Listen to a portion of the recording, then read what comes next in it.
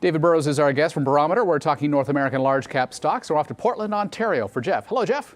Hello. Thank you for taking my call. You bet.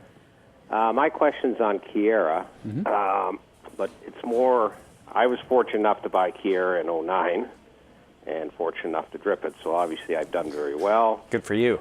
And I have no intention of selling it unless something fundamentally changes with the company.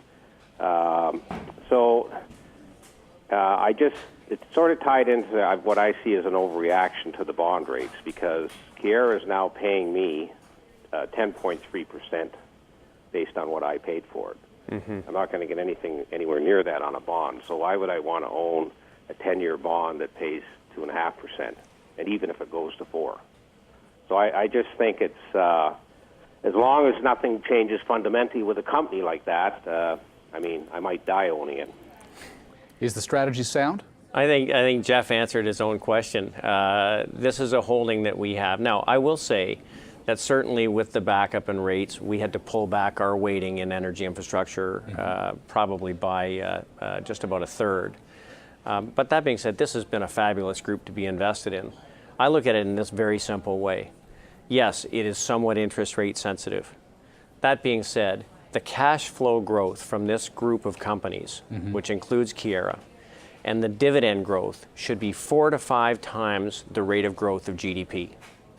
So if you can get a 4% yield, and that's going to grow at what is right now 4 to 5 times GDP growth, that's very attractive. So there's a lot of people who need yield. I would far prefer to own something with significant dividend growth than something that's fixed, as Jeff pointed out. This whole group is in that camp. We have a severe shortage of energy infrastructure. Unless this broke, technically speaking, if you saw this break sort of $53, I would get more concerned. But this is a class act in the group, and I'd buy it here. Since 2009, Jeff's holding period, and we don't know explicitly what it is up about 200%. I wonder what percentage of his portfolio it ought to be if he's seen that kind of stock price appreciation. Right. Well, hopefully he's got a basket of these things, and they've all done really well. But I just look at it this way. In the last month, the U.S. had the lowest oil imports in 16 years. And it's a very steady progression of growing production. There are big shortages, infrastructure. This is a sector that has to be a piece of a portfolio. Jeff, thanks for the call from Portland. We're off to Scarborough, Ontario now for Raghu. Hello. Hello, hi. Thanks for taking my call. Thank you. My question is Bell Canada, and they beat the expectation this morning, but the stock is down, and there is any probability they cut the dividends. Right. So thank you. Thank you. So Raghu, thank you for that question. Here's the way we look at this. If you look at over the course of the year and you looked at the move higher in rates, the first thing you really needed to do is pare back fixed income. We did that early in the year. If you looked at May, June, that weakness in interest rate sensitive really rolled over into utilities and telecoms. So we have a specific situation in Canada where there's concern about Verizon coming into the market and impacting profitability in wireless. That is a concern in Canada. Whether or not that happens, we'll wait and see. But there is a concern overriding in telecom that it is very interest rate sensitive and probably has amongst the lowest dividend growth. So these were holdings, both BCE and TELUS, for us over the last, close to 4 years, big holdings.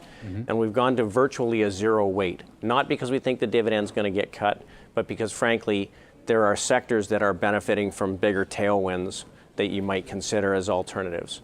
And we'll talk about some of those today. So I don't think that there's a big problem, but I would say there are probably better places to be in a decent market. All right, well, then I think this next email answers the question as well. Dan wrote in out from Windsor, Ontario on TELUS saying that you liked it in the past. Are you still playing the stock? Yeah, I mean, this is a wonderful company, but this just raises the issue. You know, a great house in a difficult neighborhood is hard to make money in. And I think that they have the most shareholder-friendly policies when it comes to dividends and share buybacks. But you are fighting a headwind in the sector. And so, you know, you can't get caught up really liking something when you see the environment change. You got to be prepared to shift. And we've moved much more to the consumer discretionary camp where you get faster dividend growth and a little more economic sensitivity. All right, Raghu in Scarborough, thank you for the call. And Dan in Windsor via the mailbox, thanks for that as well. Let's get back to the phone lines now. We're off to Ottawa for Frank. Hi, Frank. Yes, Mr. Burrows.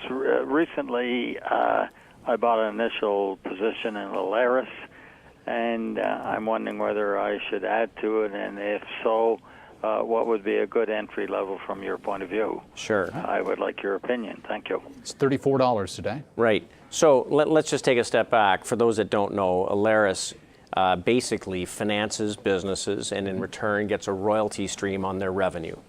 Very attractive business model. Not very dependent on their underlying investment's ability to manage costs. They get revenue on revenue. This is a great investment, we think. We invested in a number of our different mandates.